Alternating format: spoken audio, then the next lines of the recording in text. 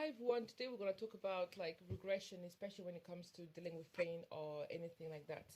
Now, the thing about it is this is like this is a realization that I made observing a few elements. So it's a realization that I made about growth, but looking at it from like pain handling, so like back pains or anything like that, which is a situation that I was going through, but also looking into growth within toddlers, children under a certain age who are going through growing pains, as they call it, who have gone through growing pains, as well as looking into growth into any other aspect of your life. So it could be spirituality, it could be growth of character, it could be education, it could be learning something new in that sense. So what is the realization? The realization comes with the fact of regression.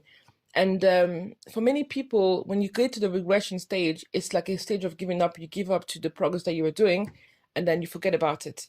But now the thing about regression is that regression is very important because regression is is something that actually help this is something that actually help the being in the progression. So now what happened often is I will explain first of all the regression from the point of view of back pains, in which what I understood. So tonight while I was sleeping, I did, I turned and I could feel like uncomfortable feeling. So I had a pain, back pain between like my chest area and kind of like in front of my heart and at the back of my heart in my back as well. So then the back pain, mainly I know it's related to back pain because have been undergoing back pain for a while. And for a while I hadn't felt those back pains, but recently they have resurfaced. So when they resurfaced, now I am in a process of also, looking at into everything was going so well. Why did the back pain came? So that was my first feeling. So the first feeling was like, okay, everything was going so well. Why am I in the situation? So the first thing is to actually a reaction of like, it's not my fault. Where whose fault is it? If that makes sense. It's almost a case like a case of a case that you throw the towel away and you actually say like, I did everything well. So then what's happening? But then I thought, let me look into my behavior to kind of see the trigger point, because in this situation the thing is immediately I remember that, and it was like you hear this like brief voice from your heart saying that you didn't want to listen. Now you're listening. Now I didn't want to take the time to do the breathing exercises for my heart, especially lately because I had a lot of things going on. So I had been very busy and I had a lot of like anxiety, stress because I had a lot of deadlines and a lot of things to do. And I was scared of missing the deadlines, but most so I was not listening to my heart, especially because I had to do something that for some reason I could see that it was not going to be the best thing from my health, but I still wanted to prioritize that thing. But now what happened is that what you do is like you lie to yourself or you tell yourself that you don't have a choice but to do it. But what actually happened is that you do have a choice to do it or not. And that was the realization that I did now. So it was a case of like my body was telling me, this is unsustainable for us. I didn't listen. And now I was coming to the point where I had to listen. And then, so I knew that was the element. But also prior to that, I was working on doing a report up until like the late hours of like 1 o'clock in the morning. So I was working on a report at 1 o'clock in the morning early on, and I stopped. So when I got to the point when it was 1 o'clock in the morning, I just shut everything down and I was like, it's a Friday evening, tomorrow is Saturday. So anything that needs to be done, for Friday evening can be done before Monday morning. That's the way it works in business, right? So I shut everything down, let everything go, and then say, do you know what? I don't care what happens. I'm gonna do it when I feel better, because I could also feel that I was really strained and tired. So throughout the day, especially on the Friday, I could feel my energy level dropping down to the point where I was barely standing up. So I was barely standing up, but I was sitting to actually do the work. So that was one element. So then all that got me to see. So I started viewing what I was doing. So that I started seeing how I missed all the alarm bells or all the signals to stop and to reflect and to grow and to look into what I was needing for myself. So in this case, I knew that I had the answers all along because I knew what I had to do, but I was unable to do so. So then that was a realization. But then equally in the morning, as I woke up, what I felt was I kind of witnessed a situation of a toddler acting in the regression stage, as they call it. So action regression stage where potty trained, but being potty trained and feeling well about it, but recently relapsing. So there's that element, but also relapsing in behavior. So like such as crying, screaming, being too needy, especially for the age, if that makes sense. So then looking at that, I was able to see like this is a stage of regression. And because it's a 2 years old or because it's a toddler, right, you're able to kind of like automatically view it with the answers. But I stopped my mind because viewing with the answers sometimes is also judging. Therefore, I was like, instead of viewing with the answers, the 2-year-old situation, let me view with answers my own situation, as in like superposing the two or kind of like, moving the two. And what came close to me was regression. And what actually rang bells was the regression stage, was the fact of like, similarly to the 2-year-old was afraid to actually pass and forget about the baby stage because now they realize like, a few times I can no longer be a baby, but I'm still I can still pass as a baby, but I'm not. But soon I will not even pass as a baby. So it's the same thing with me. So it's a case of like, when you've done work on yourself or you've done a lot of progress, you come to a stage where many people will tell you you're actually worse than you were before. But in reality, it's not true. What's coming is you're coming to the stage where you're about to move on. So then what I did is I'm like, okay, so assuming my behavior is like a potty training, right? Let me view potty training, tutorials and videos and stuff and like do research. Let's do more research about it so I can understand more about it. And one of the elements where one of the moms was saying was like, in one of the books about potty training, it says that regression is actually where is it? So yeah, regression is a sign of wanting completion by objecting and rejecting. So it's the same thing of the kid screaming, throwing a tantrum. So the objecting and the rejecting is a sign of regression. So regression, but then regression is also, it's almost like the last lapse before the end. So it's the final push. So you need to add in final push more energy to understand what you're going through better and to actually extend and push forward so that you can cross the finish line. Now, when I got that information and then it exploded in my brain because now I could see that in many movement, especially when you talk about Black awareness movement, what you have is you have most women, the Black Panther, are on the regression stage in terms of they had great ideas to begin with, they had a great direction to begin with, but come upon a stage where either a leader is killed. So that's the regression because it's not just the leader that was on the movement, by the way, it's everybody that was allied to the movement beyond someone. But then that element is removed. So that's like the mother. So the mother is removed, and then what's left of the movement is a toddler, basically, behavior. So then most movements start like you have the birth of a movement. Now, if you want to have a successful movement or change, you need to go past the toddler age, the toddler stage, but then the problem with the toddler stage is regression. With children, it's different because the instant of growth is going through progression. So it's evolution. Life is evolving. You see, so life is evolving. So for a child, it's easy for them to evolve because they have the gravity toward evolution. Whereas when it comes to a movement, there's no such gravity. And why is there no such gravity, you may ask, is because we know that life is actually holographic, right? What does a hologram mean? A hologram means that it's like a picture that's been done already. So you know the beginning, you know the end.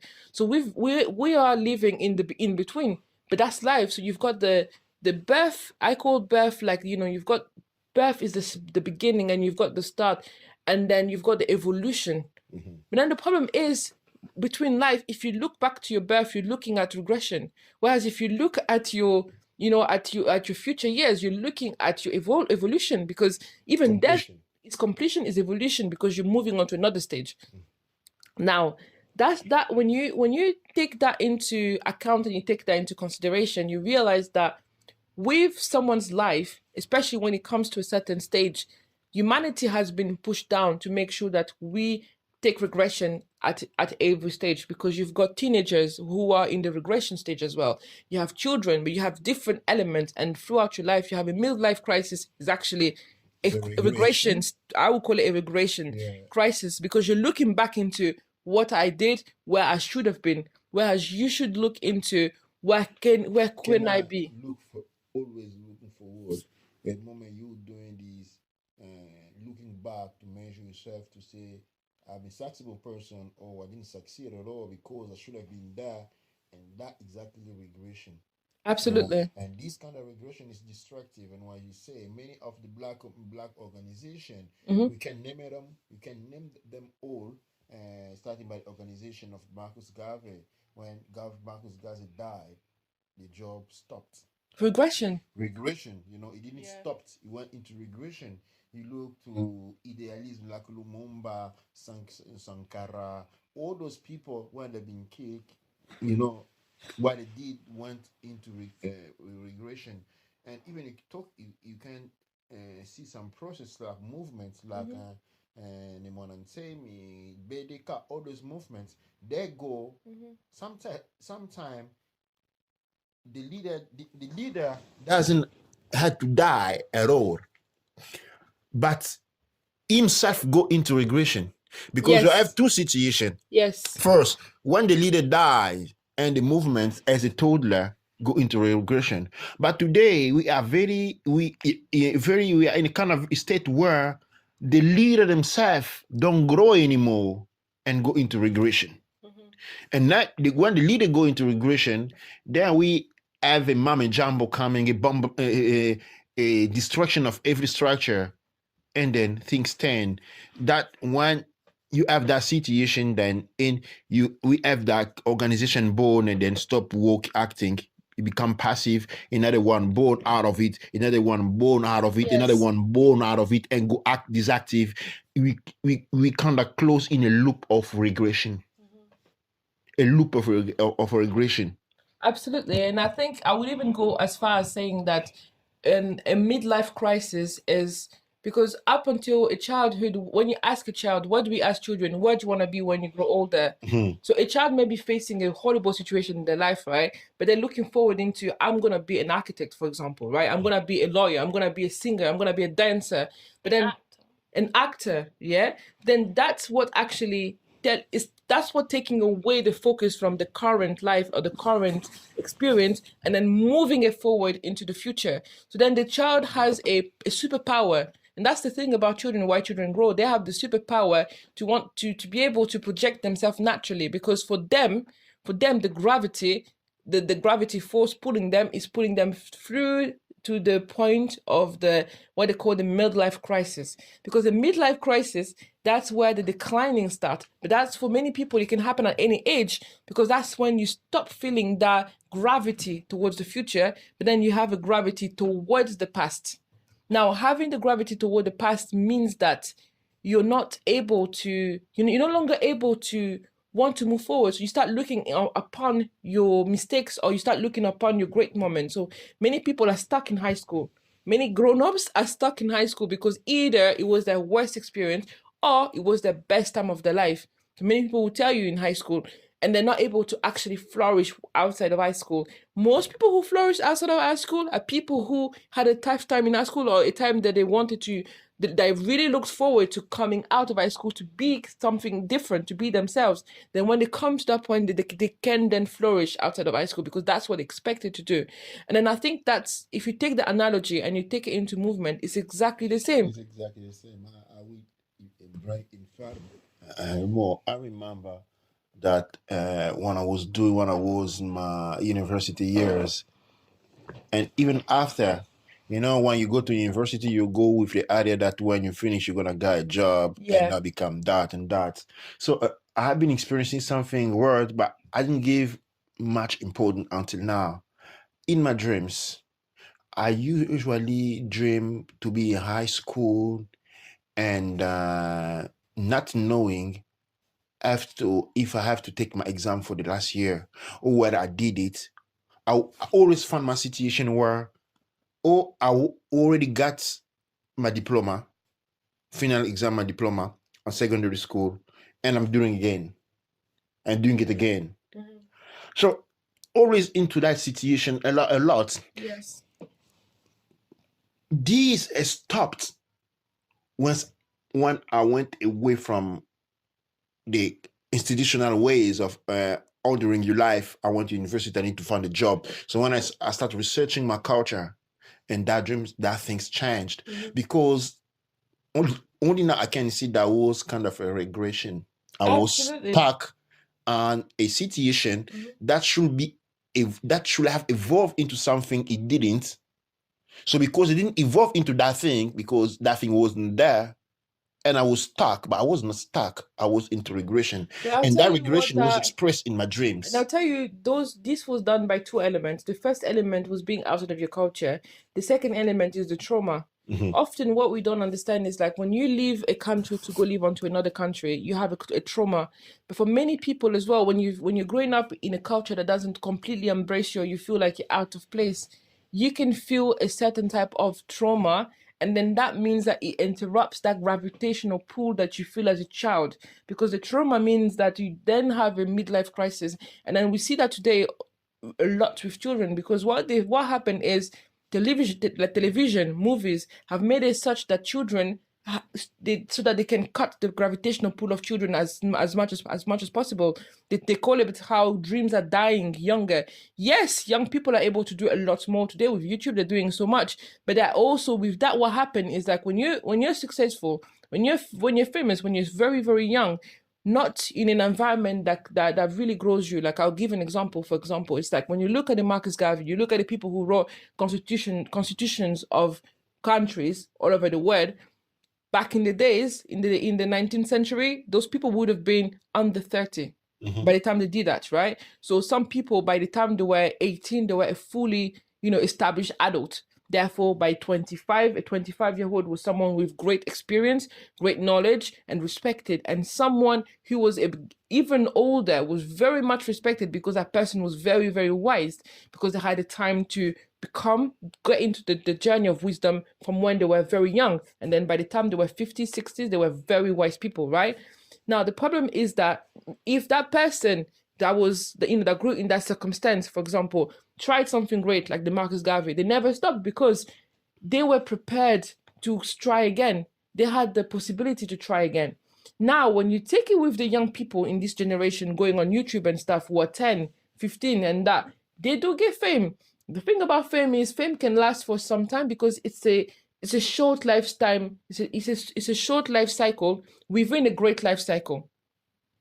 The problem about it is like once the child or once the person will come to the point where they no longer have the attention that they thought was fame, automatically they go into the regression, they go into the depression, and then they've cut. Or doing wild things on camera. Yeah, they start doing wild things on camera. They start capturing, they start now, it's almost like you start selling your soul, that you start selling yourself, you start doing anything, you forget about your brilliance, and then they cut your projection towards your future. Now you start regretting. So now, by the time you're 18, imagine someone who's been, like, by the time they're 25, all the young people who are famous very young, you can take the Justin Bieber, you can take anybody, right? By the time they're at a midlife crisis age, they've already had so many midlife crises.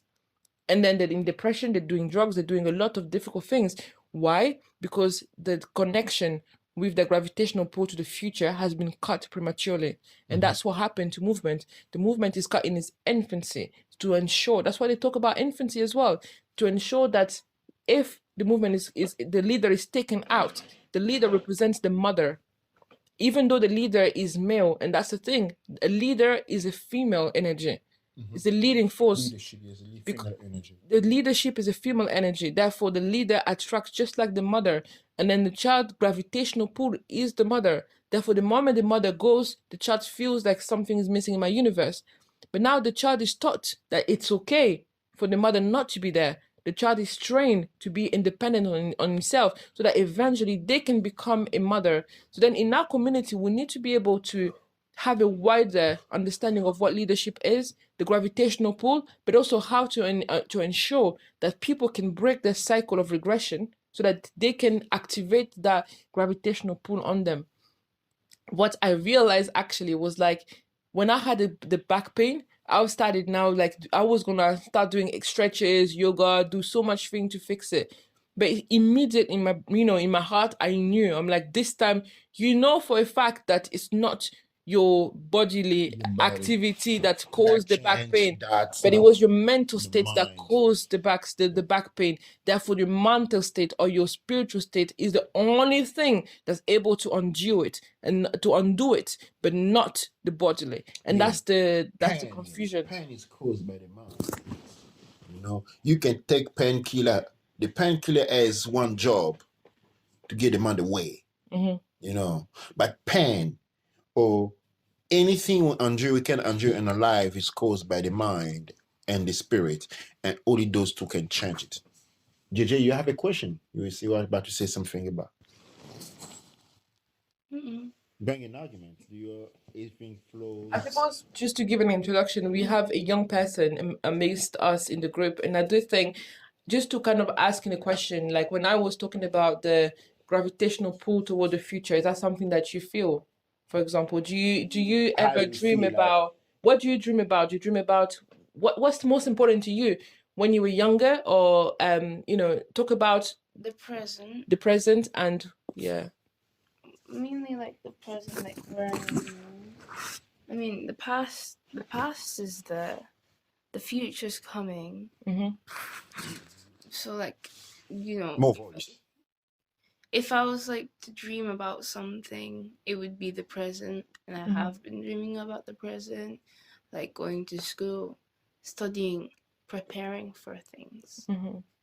Not really like the future. I don't really dream about that all the time. But like in terms of your perception, how do you find your perception? For example, like do you ever think about like what you want to do when you're older? Yeah. Like what do you think about in that sense? Well, I kind of think about what I'm good at already in the present, and like the kind of things that I like to do, and the kind of things that I think that I'm kind of prepared to do in order to get to where I want to be.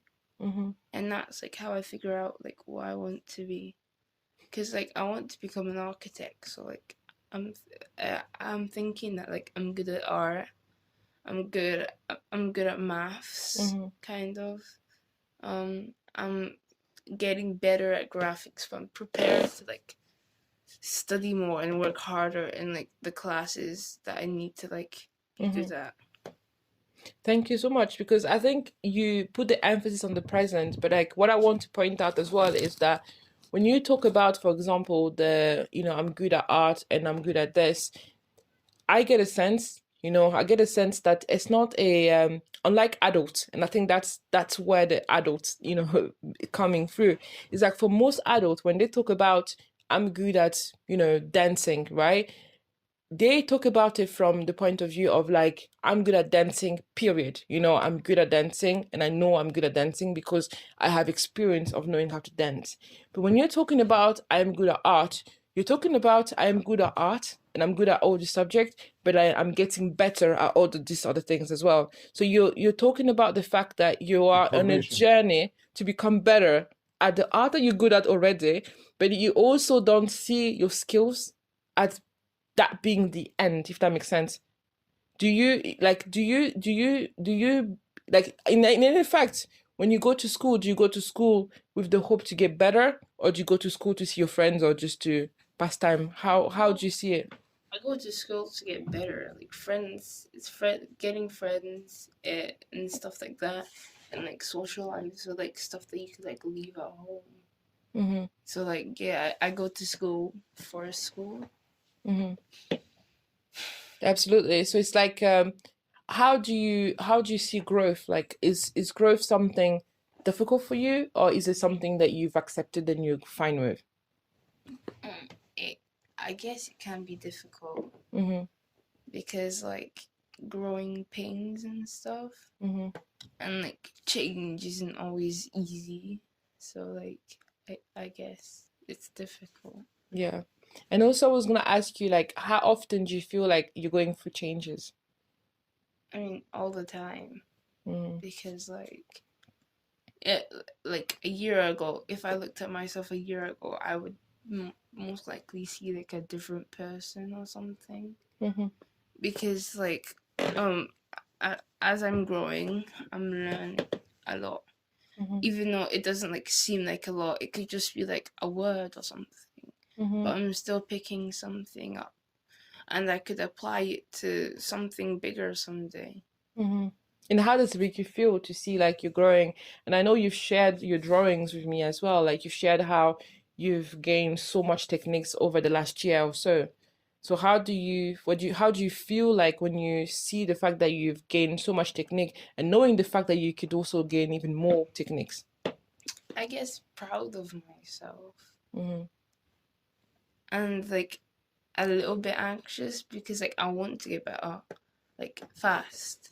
But like I know that's not gonna happen, but I still feel a bit anxious about it. And what makes you feel like it's not gonna happen fast? How do you know that? Well, I mean, like gaining skills, especially like in the art area, is something that's seen as like a slow kind of process that like happens over years than like days or something. Because like I could be drawing stick figures and like I wouldn't see myself drawing like castles with amazing gradients and stuff like the next day or something. It's like something you pick up. Yeah, absolutely. But you know that's the beauty of it as well, because it's a case of like many other adults that listen to this, and especially I speak especially for people who are over 35 in many cases, would probably even see that even more than me, would see the element of in what you're saying. There's so much hope in what you're saying, and there's so much, even when you talk about the past, even when you talk about the skills, and you may not realize it, and within your present, your present, your past, and your future are linked into one, if that makes sense. So it's like you're focused onto the present, you're doing what you're doing, you're not questioning your future, you're not questioning your past, if that makes sense, in a sense of like you do what you have to do today. Whereas for us, for myself, and for many other adults, what happened, for example, if I'm to talk about my case, it's a case of like, I'm doing things and I'm always wondering, how is it going to impact? Why am I doing what I'm doing? What's going to happen tomorrow? And then in that, gradually, I've lost that element of actually just looking forward to the future. But how did I lose that? It's because of my experience that I gathered along the road that now makes part of my past. And it's good to enjoy in the today. It's good to enjoy the experiences. But then the most thing we do is like when we're going through an experience, either we dislocate our attention, like you're saying, to the future or to the past, to the extent where by the time the action is gone, because we didn't pay attention to it, we will then start valuing it later. And then that example I gave with myself, with my pictures, when I was growing up as a young woman, going through phases where you don't know how to appreciate yourself fully yet. And it's a case of like, I would look at my pictures and yes, knowing that I was very beautiful, but I would still be like, oh, I could have made this pose like this. I could have smiled better. Oh, look at me. Oh my God, I'm making faces. And I still do that until today as well. So to be honest, to be like, oh my God, you took my wrong side or whatever. There's no wrong side in me, but saying that like that, and many women or many people say that today. But the point is, what I realized was like 2 years later, that very same photo, when I'll look at it, I'll look at it with a different intention. So I will look at it with so much love and with so much appreciation, and I will not judge what I was. I would not judge what I was. I would not judge what I will be, but I would judge what I am. And that's the regression stage, because when I'm in the present, that's then that when I look back, I'm like, that was beautiful. But while I was then, I was regressing because I was either thinking about my future, my past self as being better than my today self, or even sometimes thinking my future self to be better. But then it's not necessarily about better. And I think that's what I realized today, which is that it is about the evolution and that looking emotion forward of to better it. is linked to what you say about proud. When you say I'm proud about myself, okay. When you insinuating that, oh, okay, I did that, and that makes me proud of myself. Okay, pay attention. Tomorrow you're gonna do something that wanna make you not feel proud of yourself. Are you gonna have +1 and -1 equals 0? You go into that process of disengaging yourself to proud. Now, the best thing to go through is gratefulness. Be grateful for what you've been given. Do you feel me? When you're grateful for what you've been given, be grateful for what you've experienced, you know, and there will never be an experience for what you're gonna be less grateful than another. You've seen the sky today, you're grateful for that. And tomorrow you see hell, you're grateful for that. But if you go into the process of proud, you're gonna say, "Oh, what I did today make me proud that I see the sky," and what you're gonna do tomorrow make you're gonna see the hell. Proud is a very disengaging, and I will put it within the context of regression. Because you're never proud of what you're doing, you're only proud of what you did. She's looking back. You know, you never say, "Oh, I'm proud that I'm dancing." You only say, "Oh, I'm proud that I dance well." You see me, I dance well, I kill it. So you're proud about that, isn't it? You never be there. "Oh, let me, I'm playing my piano. I'm so proud of playing my piano." You're gonna say, "I'm so happy I'm playing my piano," isn't it? But you never say, "Hey, oh, I'm so proud that I'm playing my piano." You see? But take it this way. I'm grateful what I'm experiencing today. What I'm able to take, what I'll be able to discover to me, because no one is teaching you anything. Whatever you do, it's always been there. So now you've been given a chance to see it, to experience it. So when you're grateful, it's best. See what I mean? Mm-hmm.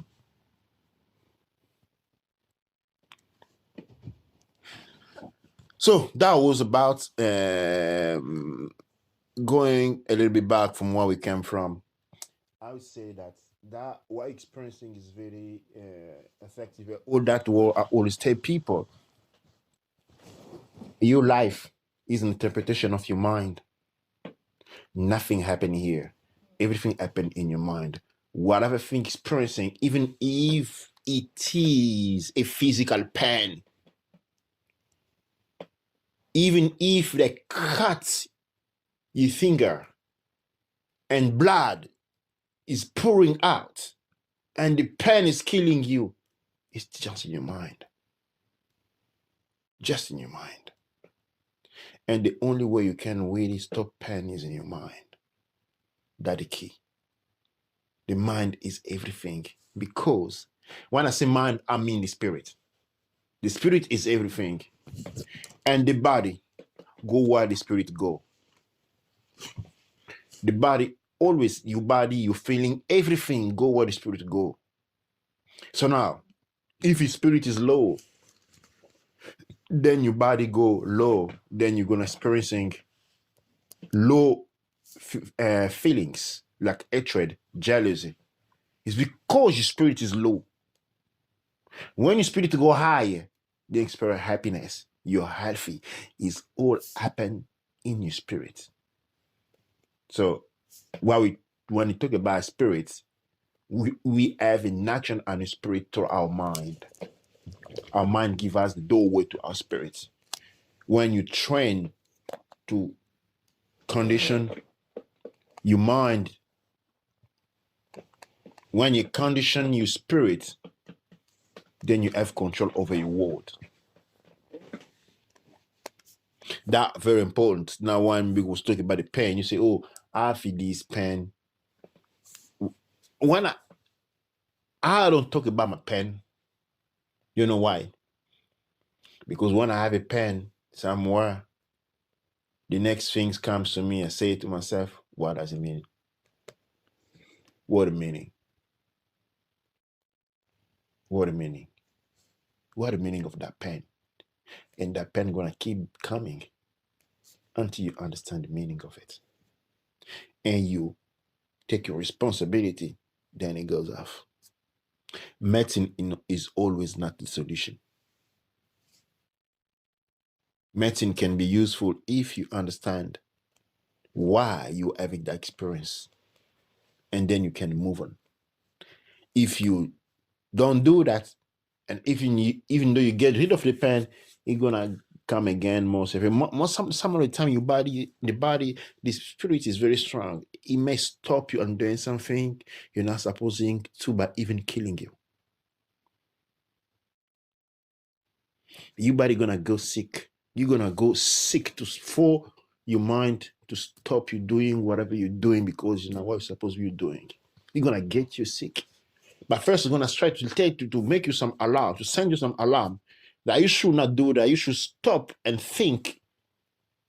If you don't, you keep pushing yourself. Push by need to be and to have. And then your body, your spirit can shut down your body. Even drive you to have an accident, crash car, so that you can listen to him. Mm-hmm. Your man can cripple you so that you can listen to him. That extent of the power of the mind. Ntchr. Ntchr, Duat, Amon-Ra. And to finish off, I wanted to add briefly that, just like the advantage of a child is the gravitational pull towards the imminent future, or toward the growth that's in front of them, and they do manage to grow despite all odds in many cases, despite all the difficulties in their life or whatever. Children often have the power to outrun and to transform into what they want to transform into in some cases, in many cases. I think it's similar with us as well, and we need to remember that, and we need to remember the fact that anytime we come into a journey of growth, that journey of growth comes with the gravitational pull to complete it. And regression is just an indication that although we are coming towards the end, more strength is needed to really be the selected few that do reach the finish line. And in a case, actually, to be the selected many, to be the many that actually do the extra work to reach the finishing line, because it's possible for everyone. And I think it's something that's very worth mentioning and understanding, that sometimes when we're dealing with pain, like you're saying, it's to be understood that, especially when that pain is not caused by the body directly, because we know that stress, the way we eat, what we're thinking, is the result, or is the catalyst, thank you, for many ailments, many illnesses that we may have later in life. Therefore, when you come to that understanding, you also come to the understanding that yes, you may have a problem physically, but by changing your mindset or by doing the work that's needed, you can come to the solution, and you can come to going over it and understanding that you can beat all the odds to actually arrive to your completion. But knowing that your completion is just an evolution, meaning that it's a new beginning for something else, and that's why it's never ending, and there's always another push that needs to be done, because once you come to the end of a cycle, there's another one starting, because there's no death, there's just life. And that's the deal. So thank you very much for everyone that listened to us, and yes, until next time. Ntchr.